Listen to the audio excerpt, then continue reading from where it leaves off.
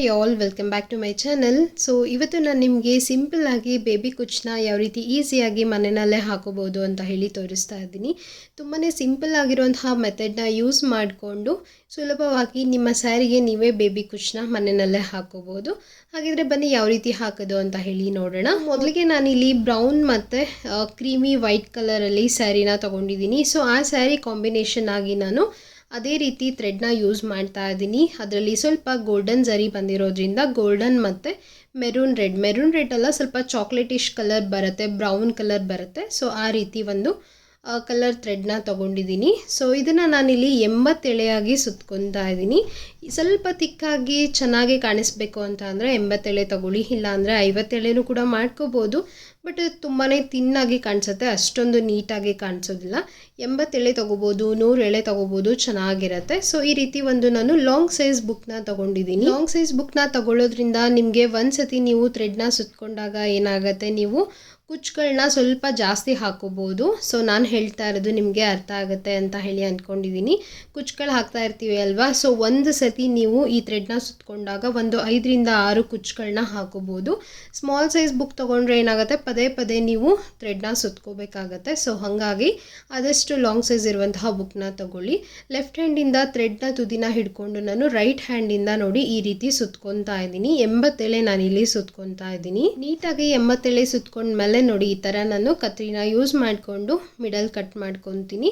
So ಇದೇ ಥರ ಒಂದು ಟ್ರಿಮ್ಮರ್ ಇದ್ದರೆ ಚೆನ್ನಾಗಿರುತ್ತೆ. ನಿಮಗೆ ಈ ಕುಚ್ಚು ಹಾಕೋವಾಗ ಈ ಕತ್ರಿ ತುಂಬಾ ಯೂಸ್ಫುಲ್ ಆಗುತ್ತೆ ಅಂತಲೇ ಹೇಳ್ಬೋದು. ನೀಟಾಗಿ ನಿಮಗೆ ಕುಚ್ಚನ್ನ ಕಟ್ ಮಾಡೋದಕ್ಕೆ, ಟ್ರಿಮ್ ಮಾಡೋದಕ್ಕೆ ತುಂಬಾ ಹೆಲ್ಪ್ ಆಗುತ್ತೆ. ಸೊ ಯಾರಾದರೂ ಕುಚ್ಚನ್ನ ಹಾಕ್ತೀರಾ ಅಂತ ಅಂದರೆ ಈ ಥರ ಕತ್ರಿನ ಬಳಸ್ಕೊಳ್ಳಿ, ತುಂಬ ನೀಟಾಗಿ ಕಾಣಿಸುತ್ತೆ. ಸೊ ನೋಡಿ ಇದನ್ನು ಕಟ್ ಮಾಡ್ಕೊಂಡಿದ್ದೀನಿ. ಕಟ್ ಮಾಡಿ ಇದನ್ನು ಟೈಟಾಗಿ ಹಿಡ್ಕೊಳ್ಳಿ. ತುದಿಗೆ ನಾನು ಇದಕ್ಕೆ ಗಮ್ನ ಅಂಟಿಸ್ಕೊತೀನಿ. ಸೊ ಗಮ್ನ ಹಾಕೊಳ್ಳೋದ್ರಿಂದ ನಿಮಗೆ ದಾರ ಆ ಕಡೆ ಈ ಕಡೆ ಆಗೋದಿಲ್ಲ, ನೀಟಾಗಿರುತ್ತೆ. ಅಪ್ಪಿ ನಿಮಗೆ ಕೈಯಿಂದ ಕೆಳಗೆ ಬಿದ್ದರೂ ಕೂಡ ದಾರ ಮೆಸ್ಸಿ ಆಗೋದಿಲ್ಲ, ನೀಟಾಗಿ ನಿಮಗೆ ಅದು ಹಾಗೆ ಸ್ಟಿಕ್ ಆಗಿ ಇರುತ್ತೆ. ನೋಡಿ ನಾನು ಈ ರೀತಿ ಗಮ್ನ ಯೂಸ್ ಮಾಡ್ಕೊತಾ ಇದ್ದೀನಿ. ಫೆವಿಕೋಲ್ ಹಾಕೊಳ್ಳಿ, ಇಲ್ಲ ಅಂದರೆ ನಿಮಗೆ ಕುಂದನ್ ಅಂಟಿಸೋಂತಹ ಗಮ್ ಬರುತ್ತೆ ಅಲ್ವಾ, ಸೊ ಅದನ್ನು ಕೂಡ ಯೂಸ್ ಮಾಡ್ಕೋಬೋದು. ಥ್ರೆಡ್ಡೆಲ್ಲನೂ ನೀಟಾಗಿ ಸುತ್ಕೊಂಡ್ಮೇಲೆ ನಾನು ಇದನ್ನು ಸ್ಟ್ರೈಟ್ನಿಂಗ್ ಮಾಡ್ಕೊತಾ ಇದ್ದೀನಿ, ಅಂದರೆ ಐರನಿಂಗ್ ಮಾಡ್ಕೊತಾ ಇದ್ದೀನಿ. ಸೊ ಈ ಥರ ಸ್ಟ್ರೈಟ್ನರ್ ಇದ್ದರೆ ಯೂಸ್ ಮಾಡ್ಕೊಳ್ಳಿ, ತುಂಬ ಚೆನ್ನಾಗಿ ನೀಟಾಗಿ ಕಾಣಿಸುತ್ತೆ ನಾವು ಈ ಒಂದು ಟಿಪ್ನ ಫಾಲೋ ಮಾಡೋದ್ರಿಂದ. ಸೊ ನಿಮಗೆ ಸ್ಟ್ರೈಟ್ನರ್ ಇಲ್ಲ ಅಂತ ಅಂದರೆ ನೀವು ಐರನ್ ಬಾಕ್ಸಿಂದನೂ ಕೂಡ ನಿಧಾನವಾಗಿ ಅದನ್ನು ಸ್ಟ್ರೈಟ್ ಮಾಡ್ಕೋಬೋದು. ಸೊ ಈ ಟಿಪ್ ತುಂಬಾ ಇಂಪಾರ್ಟೆಂಟ್ ಆಗುತ್ತೆ. ನೀವು ಸಾರಿ ಕುಚ್ಚನ್ನ ಹಾಕುವಾಗ ತುಂಬ ನೀಟಾಗಿ ಕಾಣಿಸುತ್ತೆ, ಒಂದ್ಸತಿ ಟ್ರೈ ಮಾಡಿ. ಯಾರ ಹತ್ರ ಸ್ಟ್ರೈಟ್ನರ್ ಇದೆ ಅಲ್ವಾ, ಸೊ ಅವರು ಈ ರೀತಿ ನೀವು ಸ್ಟ್ರೈಟ್ನಿಂಗ್ ಮಾಡ್ಕೋಬೋದು. ಸ್ವಲ್ಪ ಟೆಂಪ್ರೇಚರ್ನ ಕಡಿಮೆ ಇಟ್ಕೊಂಡು ಮಾಡಿ. ಸಿಲ್ಕ್ ಥ್ರೆಡ್ ಆಗಿರೋದ್ರಿಂದ ಸುಟ್ಟೋಗೋ ಚಾನ್ಸಸ್ ಇರುತ್ತೆ. ಸೊ ಹಂಗಾಗಿ ಇಲ್ಲಾಂದರೆ ಐರನ್ ಬಾಕ್ಸಿಂದನೂ ಕೂಡ ನೀವು ನೀಟಾಗಿ ಮಾಡ್ಕೋಬೋದು. ಸ್ಟ್ರೈಟ್ನಿಂಗ್ ಮಾಡ್ಕೊಂಡ್ರೆ ಮಾತ್ರ ತುಂಬ ಚೆನ್ನಾಗಿ ಕಾಣಿಸುತ್ತೆ. ಸೊ ನೀವು ಸಾರಿ ಕುಚ್ಚನ್ನ ಹಾಕೋವಾಗ ಈ ರೀತಿ ಸ್ವಲ್ಪ ಅಗಲವಾಗಿ ಹೋಲಿರುವಂತಹ ಸೂಜಿನ ಯೂಸ್ ಮಾಡ್ಕೊಳ್ಳಿ, ಅಂದರೆ ನಿಮಗೆ ಈಸಿಯಾಗಿ ಥ್ರೆಡ್ ಒಳಗಡೆ ಇನ್ಸರ್ಟ್ ಮಾಡೋದಕ್ಕೆ ಈಸಿ ಆಗುತ್ತೆ. ನೋಡಿ ನಾನು ಇಲ್ಲಿ ತೋರಿಸ್ತಾ ಇದ್ದೀನಿ ಅಲ್ವಾ. ಸೊ 2 ಕಲರ್ ಯೂಸ್ ಮಾಡ್ತಾ ಇರೋದ್ರಿಂದ 2 ನೀಡಲ್ಸ್ನ ನಾನಿಲ್ಲಿ ತೊಗೊಂಡಿದ್ದೀನಿ. ಸೊ ಒಂದಕ್ಕೆ ಗೋಲ್ಡನ್ ಮತ್ತು ಒಂದಕ್ಕೆ ಚಾಕ್ಲೇಟ್ ಕಲರ್ ಥ್ರೆಡ್ನ ಹಾಕ್ಕೊಂಡು ಇಟ್ಕೊಂಡಿದ್ದೀನಿ. ಸಿಲ್ಕ್ ಸ್ಯಾರಿ ಆಗಿರೋದ್ರಿಂದ ನಿಮಗೆ ಸೂಜಿಯಿಂದ ಈ ರೀತಿ ಹೋಲ್ ಮಾಡೋದಕ್ಕೆ ಸ್ವಲ್ಪ ಕಷ್ಟ ಆಗುತ್ತೆ. ಸೊ ಹಾಗಾಗಿ ನಾನಿಲ್ಲಿ ಕ್ರೋಶಾ ನೀಡಲ್ ಬರುತ್ತೆ ಅಲ್ವಾ, ಸೊ ಕ್ರೋಶಾ ಹಾಕುವಂತಹ ನೀಡಲಿಂದ ಸ್ವಲ್ಪ ಹೋಲ್ನ ಮಾಡ್ಕೊತಾ ಇದ್ದೀನಿ. ಹೋಲ್ ಮಾಡಿಕೊಂಡು ನೀವು ಬ್ರೌನ್ ಕಲರ್ ಏನು ಪೋಣಿಸಿ ಇಟ್ಕೊಂಡಿರ್ತೀವಿ ಅಲ್ವಾ ಸೂಜಿಗೆ ಥ್ರೆಡ್ನ, ಅದನ್ನು ಡೈರೆಕ್ಟಾಗಿ ಇನ್ಸರ್ಟ್ ಮಾಡ್ಕೋಬೋದು. ನೋಡಿ ನಾನು ನಿಮಗೆ ತೋರಿಸ್ತಾ ಇದ್ದೀನಿ. ಕೆಳಗಡೆಯಿಂದ ನಾನಿಲ್ಲಿ ಇನ್ಸರ್ಟ್ ಮಾಡ್ತೀನಿ. ಕೆಳಗಡೆಯಿಂದನಾದರೂ ಮಾಡ್ಕೋಬೋದು, ಮೇಲ್ಗಡೆಯಿಂದನಾದರೂ ನೀವು ಸಾರಿ ಒಳಗಡೆ ಇನ್ಸರ್ಟ್ನ ಮಾಡ್ಕೋಬೋದು. ನೋಡಿ ಈ ರೀತಿ ಇನ್ಸರ್ಟ್ ಮಾಡಿಕೊಂಡು ಮೇಲ್ಗಡೆಯಿಂದ ಈ ರೀತಿ ಫೋಲ್ಡ್ನ ಮಾಡಿಕೊಂಡು ಟೈಟಾಗಿ ಹಿಡ್ಕೋಬೇಕಾಗತ್ತೆ. ಲೆಫ್ಟ್ ಹ್ಯಾಂಡಿಂದ ಟೈಟಾಗಿ ಹಿಡ್ಕೊಂಡು ಇನ್ನೊಂದು ಸಣ್ಣ ಸೂಜಿ ಬರುತ್ತೆ ಅಲ್ವಾ, ನಾರ್ಮಲ್ ನಾವು ಹೊಲಿಗೆ ಹಾಕೊತೀವಿ ಆ ರೀತಿ ಸಣ್ಣ ಸೂಜಿಗೆ ನಾನಿಲ್ಲಿ ಗೋಲ್ಡನ್ ಜರಿ ಇರೋಂತಹ ಥ್ರೆಡ್ನ ಪೋಣಿಸಿ ಇಟ್ಕೊಂಡಿದ್ದೀನಿ. ಸೊ ಅದ್ರ ಕೆಳಗಡೆ ಒಂದು ನಾಟ್ನು ಕೂಡ ಹಾಕ್ಕೊಂಡಿದ್ದೀನಿ. ನೋಡಿ ತೋರಿಸ್ತಾ ಇದ್ದೀನಿ ಅಲ್ವಾ. ಸೊ ಈ ರೀತಿ ಗೋಲ್ಡನ್ ಥ್ರೆಡ್ನ ಹಾಕ್ಕೊಂಡು ಇಟ್ಕೊಂಡಿದ್ದೀನಿ. ಸೊ ಇದನ್ನು ಕೆಳಗಡೆಯಿಂದ ಇನ್ಸರ್ಟ್ ಮಾಡಿ ನಾರ್ಮಲ್ ಯಾವ ರೀತಿ ನಾವು ಗಂಟು ಹಾಕ್ತೀವಿ ಅಲ್ವಾ, ಸೊ ಅದೇ ರೀತಿ ನೀಟಾಗಿ ಸುತ್ತಿ ಗಂಟನ್ನ ಹಾಕೋಬೇಕಾಗತ್ತೆ. ಸ್ಲೋ ಆಗಿ ತೋರಿಸ್ತಾ ಇದ್ದೀನಿ, ನೀವಿಲ್ಲಿ ನೋಡ್ಕೋಬೋದು. ವಿಡಿಯೋನ ಪಾಸ್ ಮಾಡಿಕೊಂಡು ಕೂಡ ನೋಡ್ಕೋಬೋದು. ಸೊ ಲೆಫ್ಟ್ ಹ್ಯಾಂಡ್ನ ಯಾವುದೇ ಕಾರಣಕ್ಕೂ ಬಿಡೋದಕ್ಕೆ ಹೋಗಬೇಡಿ, ಇಲ್ಲ ಅಂತ ಅಂದರೆ ನಿಮಗೆ ಸಿಲ್ಕ್ ಥ್ರೆಡ್ ಅಲ್ವಾ ಮೆಸ್ಸಿ ಆಗಿಬಿಡುತ್ತೆ. ಸೊ ಲೆಫ್ಟಿಂದ ರೈಟಿಗೆ ಇದನ್ನ ಟರ್ನ್ ಮಾಡಿಕೊಂಡು ಸುತ್ತಕೊಂಡು ಅದ್ರ ಒಳಗಡೆನೇ ಚುಚ್ಚಿ ನಾನು ಒಂದು ನಾಟ್ನ ಹಾಕೊತಾ ಇದ್ದೀನಿ. 2 ನಾಟ್ ಹಾಕೊಳ್ಳಿ ಸೇಫ್ಟಿ ಸೈಡು.